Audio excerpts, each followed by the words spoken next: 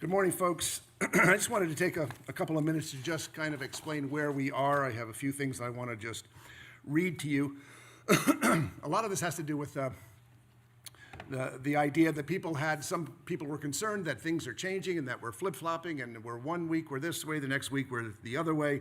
And I just want to address the idea of, are we changing or flip-flopping, or is the situation that we are in changing and flip-flopping? And in order to kind of explain that, I want to explain, this past week I was on vacation, and I was with 3 of my kids and their families. I got to visit some of my in-laws. I got to see 15 of our 31 grandkids and 11 adults. They were from Saratoga Lake, they were from Baltimore County, from Clinton, Maryland, Matamoros, Port Jervis. And what I want to point out is one of the reasons why we are doing what we are doing is that I recognize this week that my circle of people that I am coming in contact with in the past week has greatly expanded. I mean, I realize that, when I go up to my nephew and I hug my 14-year-old nephew, I'm hugging the 5 kids that he played basketball with the day before.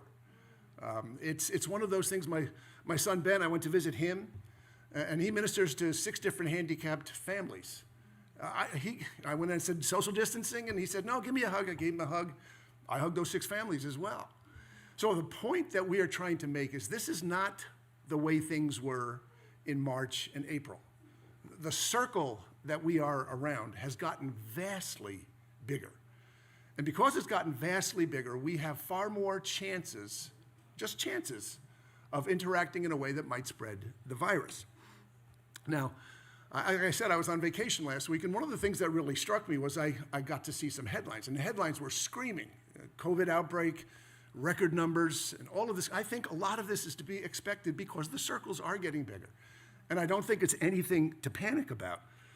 But here's why we were very concerned, particularly about us as a church. When I went to see my son Ben, he was telling me about a friend of his who was in a church in West Virginia, which is a very church-friendly state. And there was a little country church of about 50 people, and somebody who was asymptomatic happened to be in the church. And what wound up happening was he told me about it, and afterwards I said, are you positive of this? He said, just Google it. And so I Googled COVID-19 outbreak confirmed in Greenbrier County Church. And this is just a brief paragraph to describe why we are concerned. It says, the West Virginia Department of Health and Human Resources has confirmed the 5th COVID-19 outbreak at churches in West Virginia, with the most recent outbreak occurring in Greenbrier County. At least 17 cases have been identified at the Greenbrier Country Church. This is a church of like 50 people, from what I understand. Governor Jim Justice immediately ordered the DHHR, West Virginia National Guard, and Greenbrier County Health Department to respond to this outbreak. The Greenbrier County Health Department is managing the outbreak with good cooperation from the church, and contact investigation is underway. Governor Justice has ordered the National Guard to immediately go to the site to begin decontamination, and they will be on site tomorrow. The church has closed for 14 days. Environmental cleaning with support from the National Guard and the Health Department is providing guidance on prevention measures. We don't want that here. We want to avoid that if we could at all possibly. And so you might say, well, why is this happening at churches? And I think the reason is pretty obvious from last week. We are hungry for fellowship. We are hungry to get together. And so people are hugging, and they're backslapping, and they're shaking hands. And so I just ask, after the service is over, I think that's one of the most wonderful parts of church. One of the most critical parts of church is community. But either wear the mask or keep the social distances. And again, that leads to one other question about, well, aren't you trusting or not trusting our leaders in government? In my opinion, with all due respect, I think Governor Cuomo and Mayor de Blasio are feckless hypocrites who have an agenda against the church.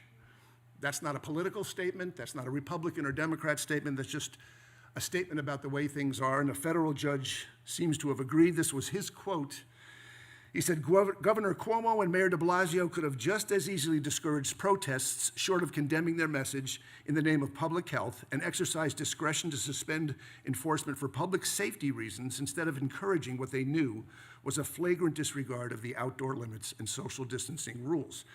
And because of that, he said, you cannot play the game where there's one set of rules for one group and another set of rules for another group, and he had a set of rules for us. And the Constitution, the idea of particularity specifically excludes that. And so when it comes to government and trusting in government, basically my position is we trust nobody. Because everybody in this has an agenda, whether you're left or right, Republican or Democrat, everybody has an agenda except for the virus. The virus doesn't care. It's not blue, it's not red, it just is.